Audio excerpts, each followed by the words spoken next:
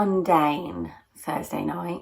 I'm with my boyfriend Billy, and I say I want to stop at the fish and chip shop because I'm fucking starving now. And he says he has fish and chips at home that he'll cook for me. Romantic meal for two. So he cooks the chips and fish, then he comes out of the kitchen with one plate. And he's gone and put mayo in the ketchup, even though he knows I only like ketchup, and he's bought one set of cutlery for him. He looks at me, all surprised, noticing I'm not eating anything, like the no cutlery didn't give that away. Go on. He says, mouth full, and I do, as I'm starving. And I tried to scoop up some of the uncontaminated ketchup. I think I'll just punish him later by withholding my mad fucking skills. So that's the problem in our relationship, is that Billy, he only wants to fuck once a week, whereas I want to fuck 7 times a day. And he looks at me, he's all, what is it? What's wrong? Nothing. Don't do this again, not this. And we always do this. I have this fight where he gets annoyed at me because he thinks I'm not telling him something when I'm not that bothered. I'm just not my happiest self. I don't think you love me. In love with me? And he looks me dead in the eyes, like he's about to tell me my nan's died. Alice, I love you so much. I just can't do these fights anymore. I'm not sure if I can do us anymore. I don't know what he means. I want to say I'm sorry, tell him I love him, because I do. Instead I say, well, I think that proves my point. And he looks disappointed in a way I've never seen before. In fact, he's crying. Boys don't cry. Real men, they don't cry. And if you want to start loving me, for real, then you can call me, because fuck being here right now. I am going out. Where are you going? Out! Fuck's sake, Alice, don't go. It's cold out. And fuck me. Well, it is cold out, but I don't care. Because tonight, I'm going to get fucked. And I don't mean fucked drunk, but I obviously do mean that too. I mean, fucked in my by a penis. Sex is what I mean. Stop off in a shop, buy a bottle of cheap vodka just to keep me warm. Jump on the tube. Tube is packed. These two pricks sitting next to me talking Tinder. One guy who had a dodgy nose and shirt you'd have to be single to wear is all like, mate, you've got to send chicks pics of your dick. Ladies, they love that. We don't. Next up, Leicester Square. First bar won't let me in because apparently I'm already fucked and I'm not dressed appropriately. I tell the bouncer, I'll suck you dry if you let me in. Fuck, still says no. Fucking Soho. So I make my way to Spoons, heaven on earth. I go straight to the bar. Double vodka shot, double vodka shot. Double vodka shot. Woohoo! I feel great. Bar lady, bar lady, bar lady. Double vodka and Red Bull. Snooty bartenders all like, double vodka and Red Bull. Takes my card, goes for contactless, beep, declined. It's not possible. I say all cocky. I extended my overdraft to last night. She takes my card again, beep, declined. Okay, let's go for a single. And snooty bartenders all, single vodka and Red Bull. Yeah. She takes my card, goes for contactless, declined. Okay, bitch, might as well give me the drink now. I mean, I spent the entirety of my increased overdraft here, apparently, and bitch has already poured it. A single shot of vodka. I mean, I probably can just afford that. Babe, oh, success! Yes! I'm gonna down it and get the fuck out of here. But first, I better hit the toilet. Make sure my makeup is still on point. Toilet's upstairs, so I mean, it is a bit of a trek, and I can't really walk in a straight line, so, well, there is that too. This guy comes up to me and he offers me advice I didn't ask for once. Before I can think of some witty as fuck comeback, he says, all right, love, you know, you'd be a lot prettier if you smiled. I can't stop, won't stop thinking about Billy, but I didn't come here to do that. So I take a piss. There is no loo roll, just drip dry. And as I come out this loo, this lady, she looks me up and down and says, darling, you're asking for trouble like that. And I bite back, well, at least someone will want to fuck me, you hairy ape. I mean, it's time to find a nice bar and a nice rich guy. Time to get away from the skanks in here. It doesn't take me long to find somewhere classy, somewhere good guys hang out. I take a seat next to this sophisticated couple who are talking.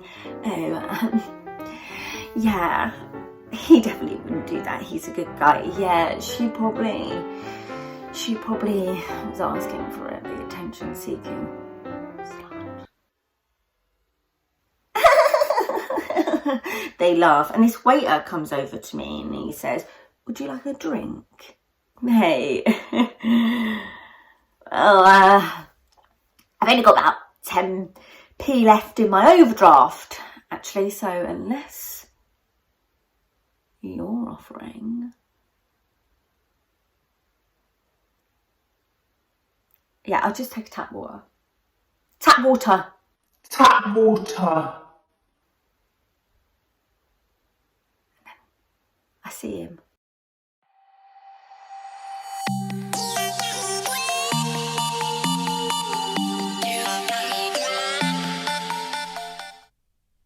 I always would pay for a girl on a first date.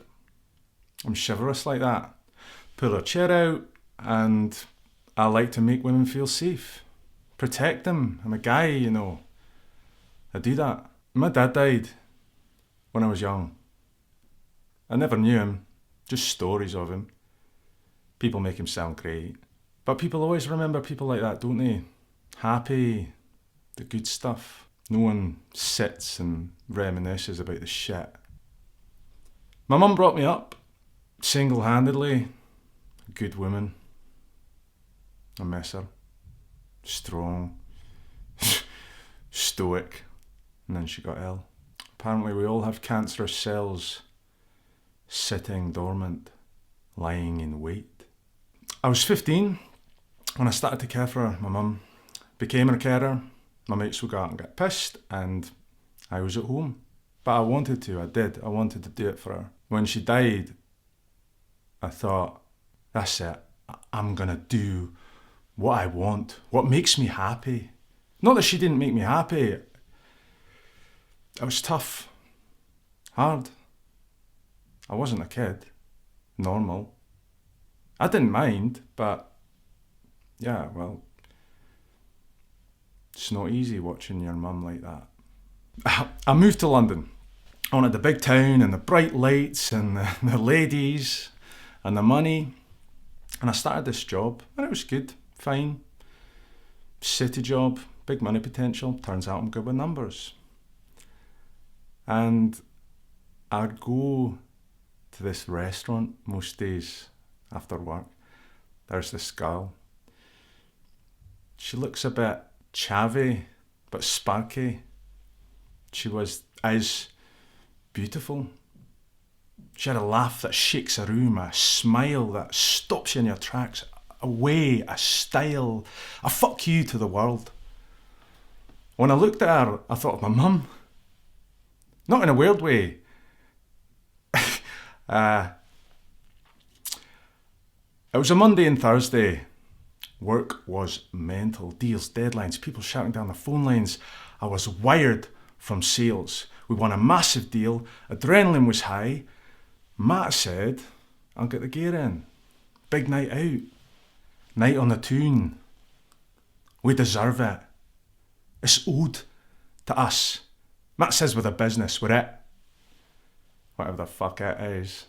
King Kong. Cream of the crop.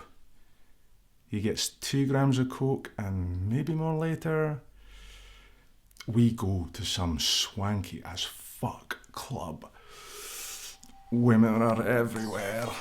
They're flocking around us. It's mint. He says we can fuck anyone. We get a table. VIP. Grey Goose. Champagne. Could it be I've made it to the top? Right now, on principle, I feel fucking invincible. We own the night. I was doing lines of some woman's tits. Middle of Soho like some fucking beast. Who's this? Is this me? We're doing shot after shot. Double vodka shot, double vodka shot, double vodka shot. Matt pinches some bird's ass as she walks past, lingerie riding high up her ass. Matt, I like your lingerie. She tells him to fuck off. I know you like it, whore! Matt shouts. You can tell she's a nasty little slut. The cocaine in my veins is coursing through like an athlete in the running lines. I want to get fucked. Tonight, I'm going to get fucked. Matt's like, not just fucked. Fucked! We start doing massive fat lines till the toilet man gets us chucked out by the bouncer. Prick! Matt's pulled some chick. I'm on my own. Coked up. And I'm not ready for home. I go to some bar. I see him. And I see her. The girl. The waitress. The diamond in the rough. This guy that comes into my work and always leaves a massive tip. I go over. He swoops in. Suave as fuck. I'll pay for her. Which is fucking brilliant. I remember my mum saying, girls like a man to take control. A martini for me, a porn star martini for her. And I get butterflies in my vagina. And I'm not thinking about Billy anymore. I'm thinking about getting laid. Hours pass. Sparks fly. He grabs my face, holds my cheeks, kisses me softly. For a moment, Billy's face flashing before my eyes. I tried to resist, but I mean, he's physically got hold of my face and it's so romantic. I tell him, if you buy me another drink, I'll fuck your brains out tonight. This is fucking brilliant. We talk for ages. There's chemistry. All I can think is, see, Billy, somebody wants to fuck me. She's all over me like a rash. Then he spins me around and I laugh and I hurt. And sometimes inside I feel numb. I feel like I'm completely fucking unlovable. You're fucking beautiful. I have a boyfriend. She's talking shit. I order a cab and take her back to mine. I'm pretty smashed. I've got fuck all left on my oyster and this guy's all like taxis and cocktails. I don't know where the fuck we're going, but I imagine it's somewhere nice because all the houses around here are money, money, money. She's all wide-eyed and impressed. My flat is massive. He kisses me again, soft and sweet. Makes me feel better. I'll knock up some martinis. I think about going home whilst he's away. It's just I don't know where the fuck I am and I don't have any money. So I just stay and wait. Take out my phone. Check the time. 27 missed calls from Billy. And I smile because this shows that he loves me. And then I feel guilty for kissing this guy that I don't even really know. And I think about how much I fucking love Billy. I call his number. Answer phone. Fuck's sake. I mean, it's 4 a.m. He's probably asleep. I leave a message. I tell him I'm coming home. Because he is my home. I tell him he is the fish to my chips. I'm the contaminated mayonnaise and he's the ketchup. I'm going.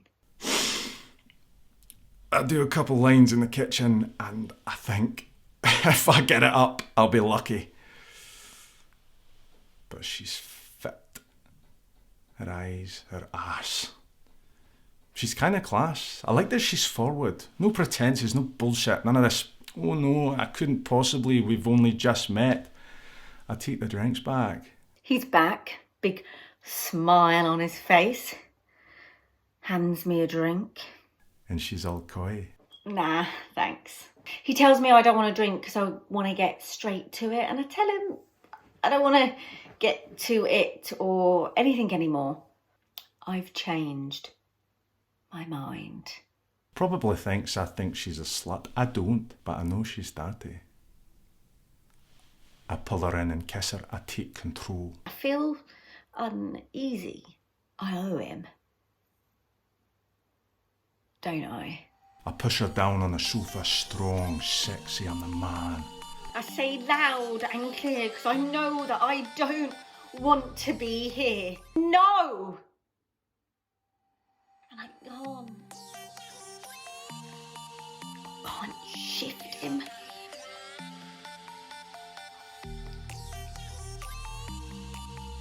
One home elephant. 99 elephants. 98 elephants. 99 elephants. Elephants.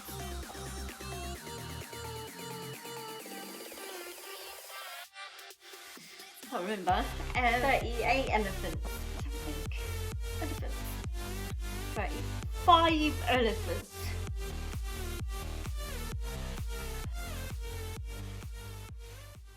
I finish.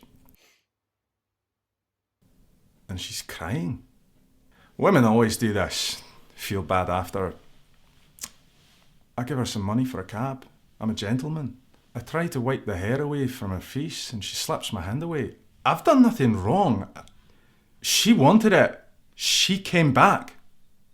And I remember my mum and how before she died she told me, treat women with respect, son. Hold the door open for them, but give their ass a cheeky slap on the way out. She said that. My mum. She was funny like that.